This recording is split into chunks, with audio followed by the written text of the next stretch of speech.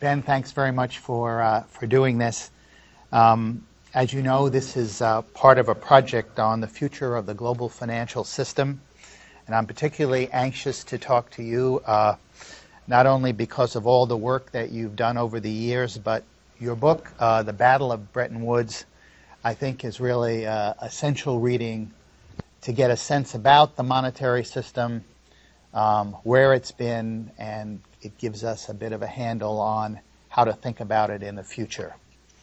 So I'm going to just start with a few questions, and we'll open this up. Prior to Bretton Woods, there obviously was a monetary system, a global monetary system.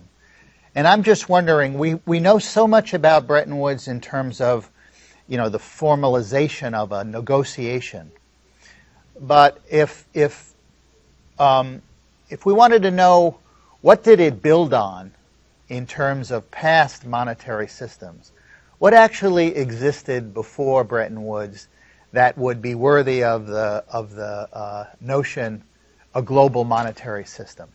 Right. Well, in the run-up to Bretton Woods in the 1930s and early 1940s, you really had what you could only call monetary and trade chaos, which is why the United States determined that they needed to make, as a foundation of the post-war order, a new international monetary system that everybody would sign on to, which could support,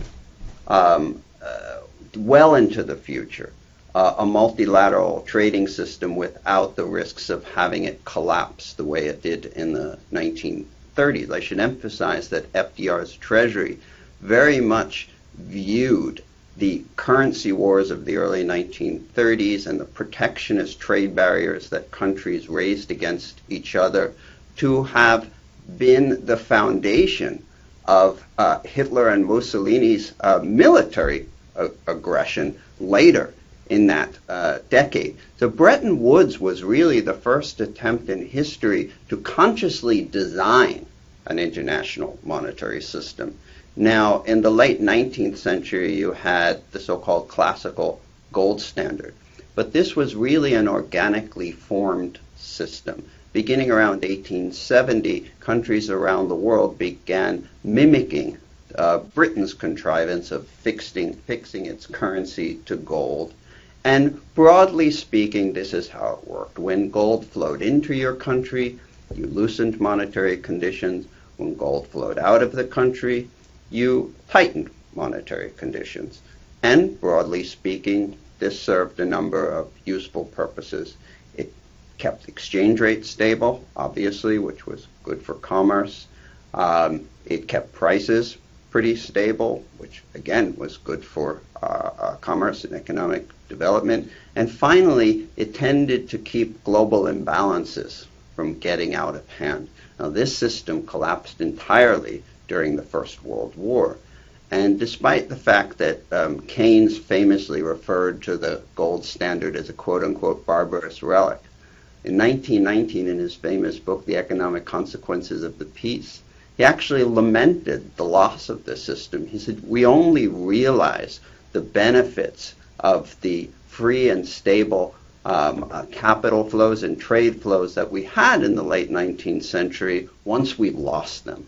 And the 1920s was really a disaster in trying to reconstruct a system. A lot of mistakes were made. The biggest ones were that Britain re-entered the gold standard, or what you would properly call a gold exchange standard, in 1925 at a very overvalued exchange rate, which put enormous pressure on its economy throughout the 1920s and the 1930s. Countries like the United States and France started sterilizing gold inflows, and what that means is when gold flowed into the country, they didn't loosen monetary conditions. They were hoarding gold. And this really led to chaos in the international monetary system. It broke down entirely in the 1930s. In 1931, Britain left the gold exchange standard, no longer fixed its currency to gold. And in short order, 25 countries followed them. countries like Germany that couldn't, for various reasons, devalue their currency. In case of Germany, under the Versailles Treaty, its debts were fixed in dollars of a constant gold value, and that would have meant making their debts even more unsustainable if they devalued. So Germany and others put up protectionist trade barriers in order to try to increase net exports. This led to a collapse of the global trading system, and within FDR's treasury, in particular one individual, Harry Dexter White, you had in the 1930s this desire to produce an international monetary conference that might rectify this problem once and for all, and that's how we got to Bretton Woods in 1944. So it's a period of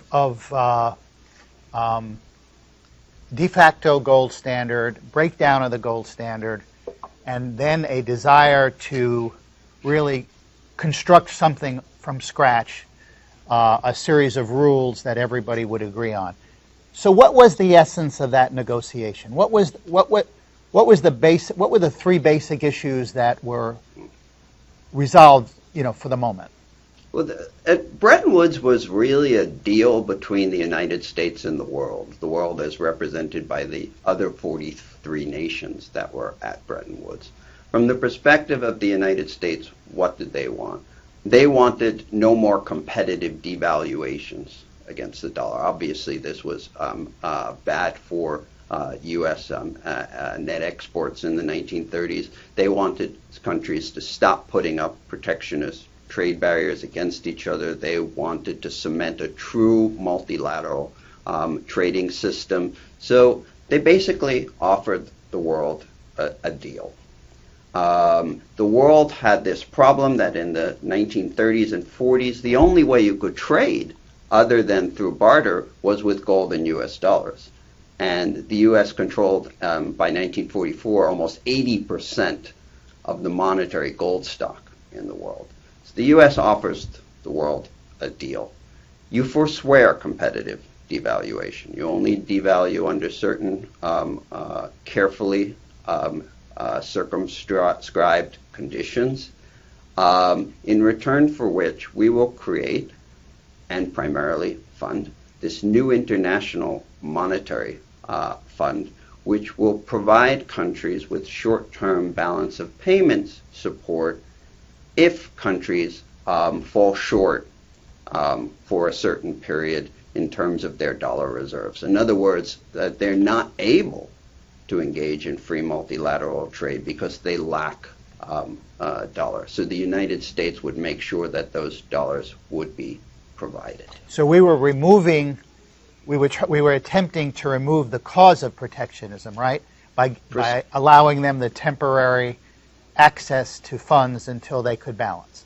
That's right. Other countries were saying, well, we can't possibly go back to free multilateral trade because what happens when we get into balance of payments problems? So the United States is saying, well, don't worry about that. We'll take care of that through the new International Monetary Fund, and of course the United States would be the primary funder of that new organization. Okay, so was there anything else involved in the negotiation? Any other really big issues in terms of? Oh yes. Bretton Woods was really, in essence, a Faustian bargain that Britain was forced to strike with the United States. It's almost inconceivable to us, perhaps today, but in the 1940s, top officials in FDR's Treasury, in particular Treasury Secretary Henry Morgenthau and his deputy Harry Dexter White, really considered Great Britain to be America's natural geopolitical and economic rival in the world. They basically believed that after the war came to an end, we were going to go back to normal, which in their mind was the late 19th century. And where Britain would be very competitive.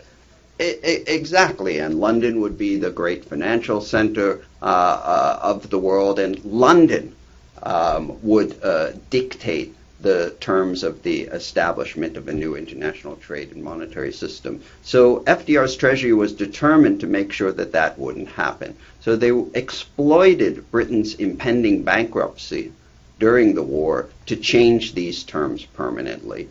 And basically, the United States offered Britain a tough deal. We will provide you financing to get through the war in the form of Lend-Lease aid. We'll provide you with a post-war transitional loan to get through the immediate post-war period, in return for which you will agree to three primary conditions. First, you will end imperial trade preference. This is the arrangement by which Britain gave itself privileged access to the markets of its colonies and dominions. This was anathema to the FDR administration, both politically and economically. And that was a huge empire, right? I mean, it wasn't absolutely. We're talking about basically 25% of the world's population. It was utterly enormous.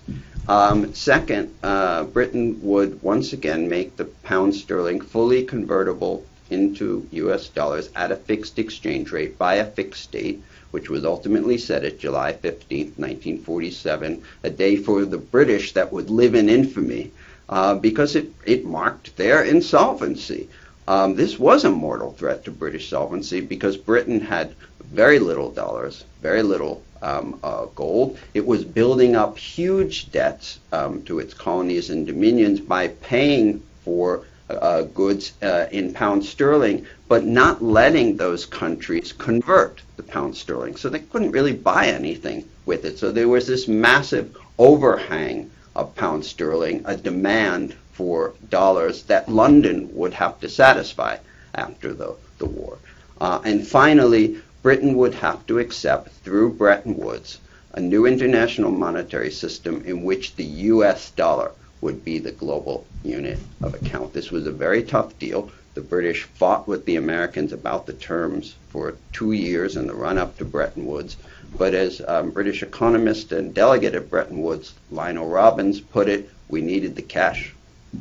So this was really, we talk about Bretton Woods as a major global negotiation, but the way you're describing, this was the U.S., a supreme political power, shoving an agreement down Britain's throat, and figuring that this was a point of extreme leverage that it had, and it was going to take advantage of it. Exactly. Treasury Secretary Henry Morgenthau told the American delegates pointedly at Bretton Woods, now the advantage is ours here, and I personally think we should take it. To which Harry Dexter White added, if the advantage was theirs, that is Britain's, they would take it. In other words, we couldn't afford to let this moment slip away. If we don't get an agreement with a desperate world now, after the war, we might not have the leverage we have right now. And how would you assess, let's say, over the next decade, how would you assess the success or failure of that agreement, of the Bretton Woods Agreement? Over the decade immediately after Bretton Woods, there's no doubt that the system was a complete and utter failure. The IMF was basically mothballed throughout the rest of the 1940s. Mothballed, right. Completely. And the early 1950s. In fact, the new directors of the International Monetary Fund in 1949 wrote a very pessimistic public statement lamenting the fact that the problem of inconvertible currencies and bilaterally managed barter trade was actually worse now in 1949 than it had been before the war. So really the assumptions that the Americans made in the 1940s about how they could revive the world economy were entirely wrong. They believed they could do it through loans to the British, loans to the rest of the world through the IMF when they got into balance of payments difficulties. This is very much the strategy that Germany is trying right now with limited success at best within the Eurozone. And I should emphasize that 3 years after Bretton Woods, when the Marshall Plan is launched, the Truman administration really fundamentally repudiates all the founding ideas of FDR's Treasury at Bretton Woods. First, the idea that the British Empire could be peaceably dismantled. Second, that the Soviets could be co-opted into a permanent peacetime alliance. Third, that Germany could be dismembered and deindustrialized. This is all overthrown by the Marshall Plan. First, Britain is no longer seen as a geopolitical rival. It's now seen as a desperate ally that needs to be saved from impending collapse and possible communist takeover. Second, the Soviets cannot be co-opted into a peacetime alliance, but they have to be contained, in George Kennan's famous term.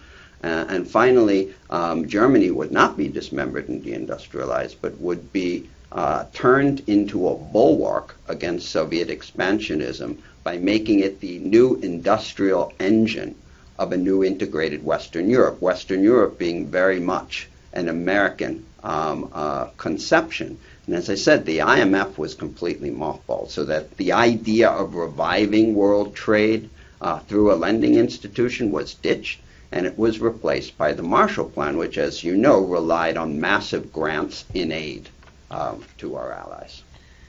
So you go from this major negotiation, arrangements that failed.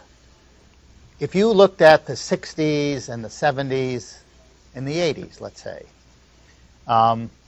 what efforts were made, or how should we think about efforts to patch up this system?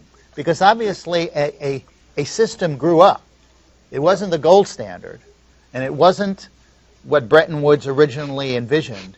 So what was that system? What happened so that we actually had this long period of prosperity and expanding trade? Right. Well, I think the Marshall Plan was critical to reviving economies, war-torn economies after the war, and to reviving global trade. I should emphasize that it wasn't until 1961 that the first 9 European countries met the requirement in the IMF Articles of Agreement that their currencies be convertible into US dollars. So you can't really say that the Bretton Woods monetary system as such started until roughly 1961, by which time the system was already coming under enormous strain, because the United States now, rather than running persistent current account surpluses, was beginning to run deficits, and they were losing gold reserves at a very fast rate. So in the 1960s, there were a number of contrivances to try to keep this fixed exchange rate system alive. Germany, for example, revalued the mark several times. The United States imposed new taxes and regulations in order to control convertibility of the US dollar into gold, try to slow that down. But ultimately, it didn't work. And in 1971, President Nixon closed the so-called gold window. That is, he ceased, apparently permanently, convertibility of the U.S. dollar into gold at a fixed exchange rate. Countries tried for the next 2 years to reestablish some sort of system of fixed exchange rates through revaluation of key currencies, in particular the German mark and the Japanese yen, but it didn't work. So after 1973, we really entered into the world we are in now, a world of freely fluctuating exchange rates, with some countries trying through unilateral efforts to manage their the value, external value of their currency more or less. So would it be fair to say that since the mid-70s, it's been a system that has had virtually nothing at the center, that it basically exists in large part because the global economy itself has been quite buoyant. But there is no policeman, and there's really no set of rules that everybody has formally signed on to. Do I have that more or less right? There's certainly no policeman. The IMF doesn't play that role. But I wouldn't say there's no center. The U.S. dollar has continued to play a very key role in the global economy. In the early part of the 2000s, the U.S. dollar accounted for about 70% of foreign exchange reserves in the world. Now it's down to a little over 60%, but that is still a very key role. Most countries around the world, particularly developing countries, rely on the U.S. dollar for their external trades. So I think it would be inaccurate to say there's nothing at the center. The U.S. dollar has been at the center. But new problems have emerged under this system. As you know, since the 1970s, we've had very serious current account and financial crises that have afflicted countries around the world. Latin America repeatedly in the 1980s, 1990s, and the early 2000s, of course, the Argentine crisis, the Asia and Russia crises of the late 1990s. And countries have tried to contrive arrangements to prevent these crises, which have generally involved managing their currencies to keep them somewhat undervalued in order to accumulate dollar reserves as a buffer against a crisis. But of course, this leads to tensions among countries, particularly between the United States and China. China now, of course, is the world's largest international creditor with about $3.3 trillion of foreign exchange reserves, a truly remarkable number. The United States now the world's largest international debtor, which runs persistent current account deficits in order to supply the dollars that the rest of the world is demanding. And as you know, this produces enormous political tensions. The United States now routinely accuses China of manipulating its currency. I should emphasize that back in 1998, during the Asia crisis, Clinton's Treasury Secretary Bob Rubin praised China for maintaining its fixed exchange rate policy, called China an island of stability in a sea of turbulence. And the reason was because at the time, all the market pressure on the Chinese currency was down. Now, of course, the market pressure is all up.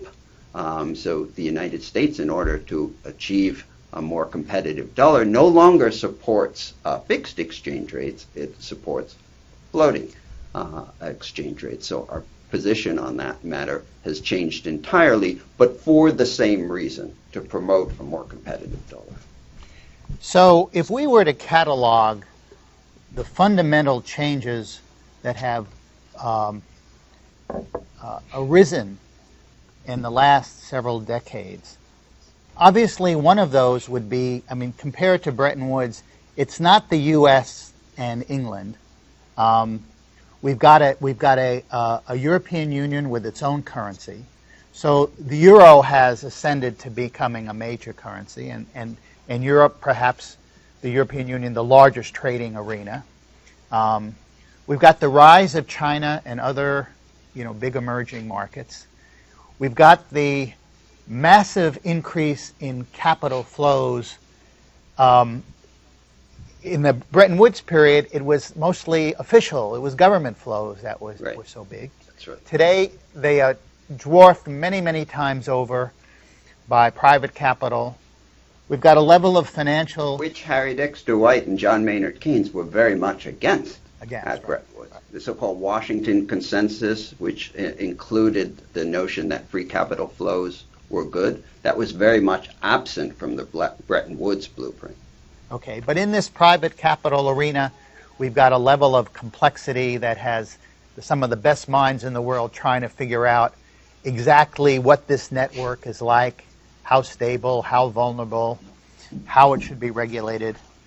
So in light of these and other factors, if you were to try to identify the things that need to be fixed in the future global monetary system, just the sort of in an analytical sense, what are the problems that are going to need to be addressed one way or another? We'll come to the feasibility of it, but just what are the big problems that exist now?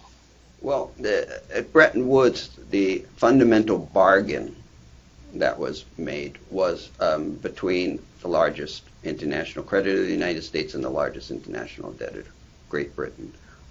Today, in my view, if you wanted to design a new stable international monetary architecture, you would again have to have some grand bargain struck between the countries that are really truly the source of global imbalances. That is the United States, now the world's largest international debtor, and China, the world's largest international creditor. But is such a deal feasible?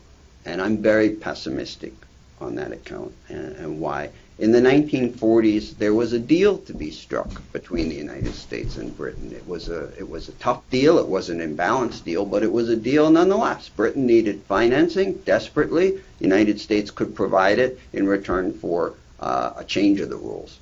In 1956, during the Suez Crisis, the Eisenhower administration was able to push the British out of Egypt by threatening to withhold critical IMF financial support and provoke a sterling crisis. And it could do so at no cost to itself because U.S. holdings of British securities were trivial, amounting to about $1 per U.S. resident.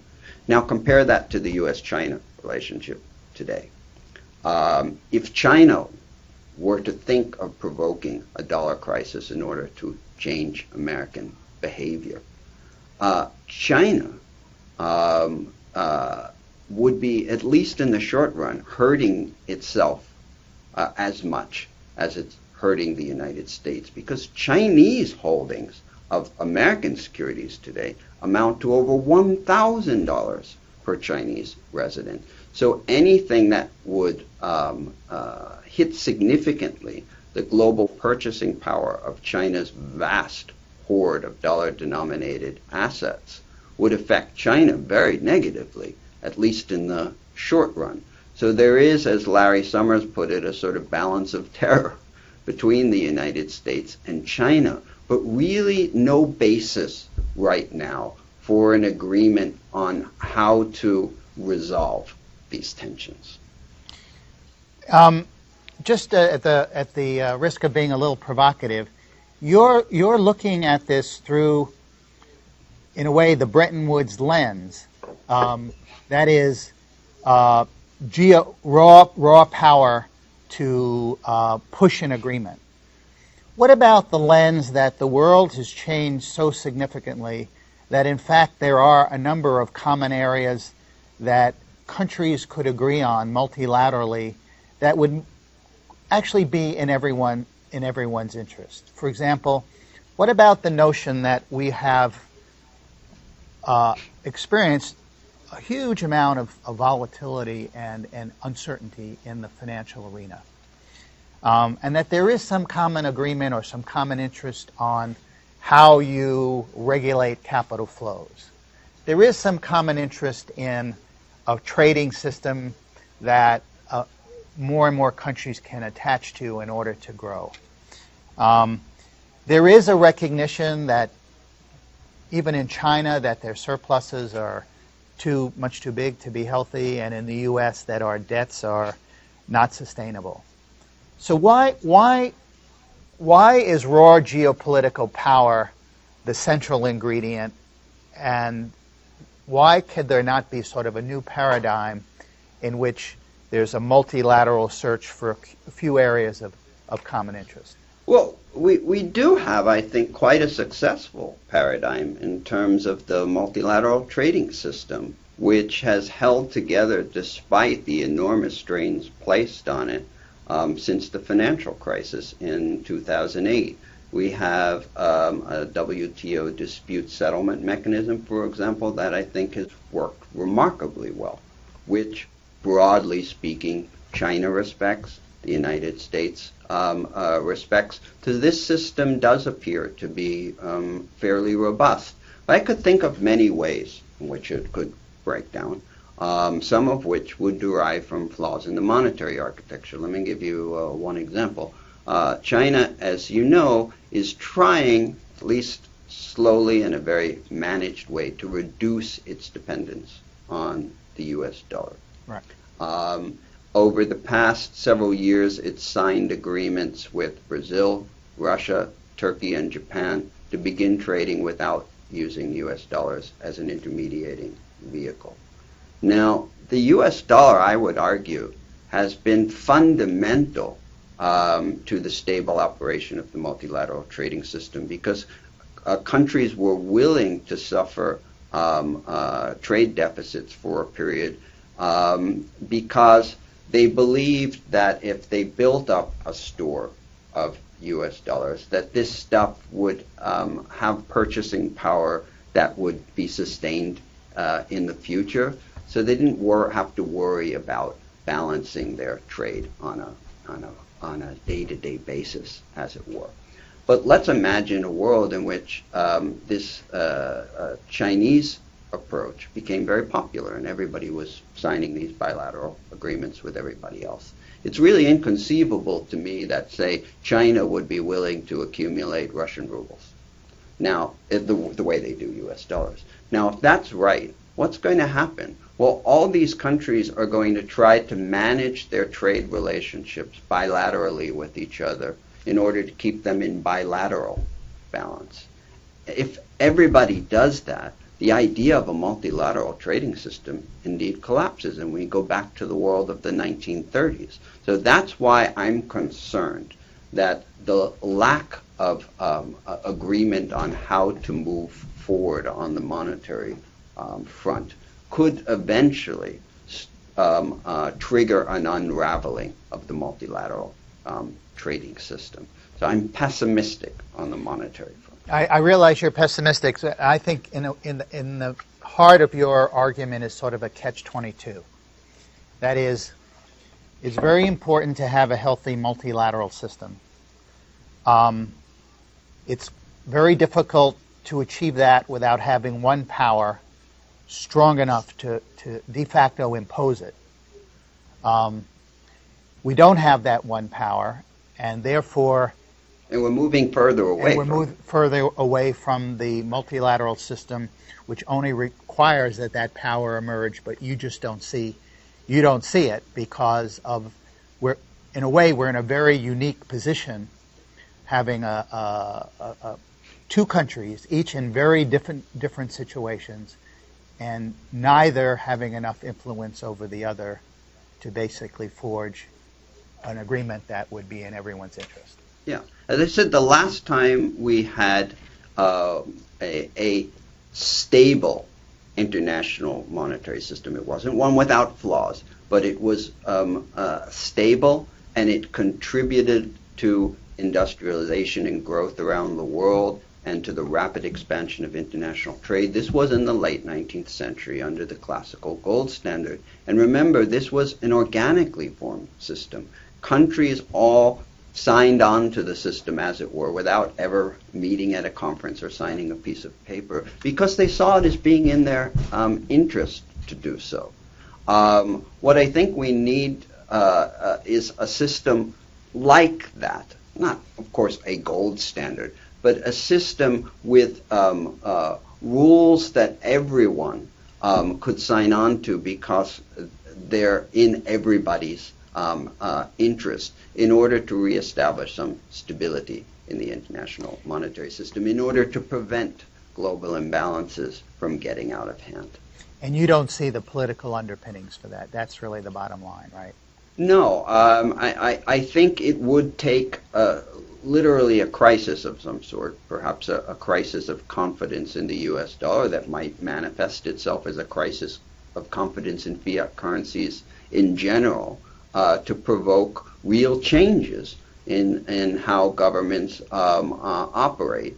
I could imagine, for example, a system of sorts re-emerging on the basis of gold without any government ever signing on to it and in fact opposing it. For example, if people just become fundamentally concerned about what the future purchasing power of national currencies will be, they might start opening gold accounts, essentially gold bank accounts in which they'd have digital shares in gold, these banks might start issuing debit cards, which you could then take around the world. You could go into a cafe in Sao Paulo and pay for your cappuccino by swiping your gold debit card for 1/10 of a gram of gold. And a cafe owner in Sao Paulo would certainly take it because he believes that gold will maintain its purchasing power better than other currencies over time. Now, I should emphasize that I don't think this is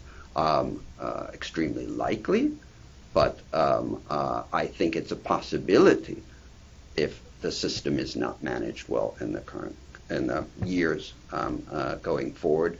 I think it's an undesirable system, but again, we're in very uncharted territories. The monetary system in which we operate today was not one that anyone planned. And indeed, it was one that was broadly in the 1970s considered undesirable. We take it for granted now that constantly fluctuating exchange rates is the normal state of affairs in the world, but in the 1970s, this was broadly considered to be worrisome. Ben, thank you very much. That was a fascinating tour of the last 50 years, the last 60 years, and I think you gave a very, very clear picture of how complicated the current system is and how fraught it is with both economic and political uncertainties. Thank you very much.